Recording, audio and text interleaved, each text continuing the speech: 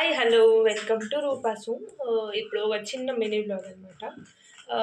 నేను ఇప్పుడు వచ్చేసి కర్బూజ్ జ్యూస్ చేద్దాం అనుకుంటున్నాను. So come let's do. ముందుగా మిక్సీ జార్ ఎత్తుకుందాం. జార్లో కట్ చేసి పెట్టుకున్న ఇదేంటి కర్బూజ్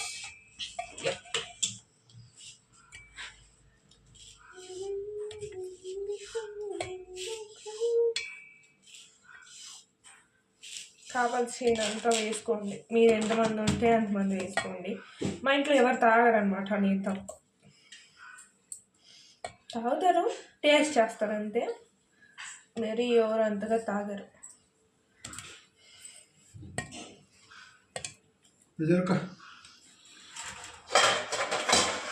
మనం మిక్సీ జార్లో వేసుకున్నాం కదా, ఇది కర్బూజకాయ.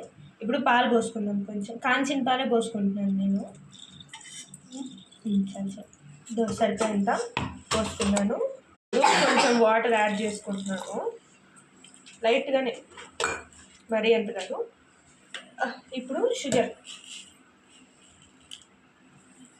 మరీ ఎక్కువ షుగర్ వేయను, 3 స్పూన్స్ వేసుకుంటున్నాను. అది ఎక్కువ అయిపోతుంది. సో మిక్సీలో రుబ్బేసి మీ ముందుకు వస్తాను. నేను అంటే మొత్తం ఇదైపోయింది. నేను ఇట్లా ఉన్ని అనేసి వదిలేసాను అనమాట. దీన్ని నేను ఫ్రిడ్జ్లో పెట్టుకుంటాను అనమాట. నాకు కావాల్సినప్పుడు పెట్టుకొని అలా తాక్కుంటూ ఉంటాను. సో ఇది వచ్చేసి బాదం గమ్ అనమాట. ఇది జ్యూస్లో వేస్తారు, జిగర్తండ. కానీ ఇది చాలా బాగుంటుంది, అంటే ఒంటికి కూడా చల్లగా ఉంటుంది. ఇది కర్బూజకాయ వచ్చేసి మనకి హీట్ కదా, సో దానివల్ల దీన్ని కూడా వేసుకుంటున్నాను నేను. జిగర్దండ దీని పేరు. మళ్ళీ ఇప్పుడు నేను చియా సీడ్స్ కాదు, ఇది సబ్జా సీడ్స్ని పెట్టుకున్నాను. ఇది కూడా ఒంటికి చాలా మంచిది. వేసుకుంటున్నాను నేను 3 స్పూన్. నేను మొత్తం వేసేస్తున్నాను, అంటే సరిపోయేంతే ఊరబెట్టుకున్నాను నేనైతే. సో ఐస్ క్రీమ్ లాగా కూడా మనం తినచ్చు దీన్ని.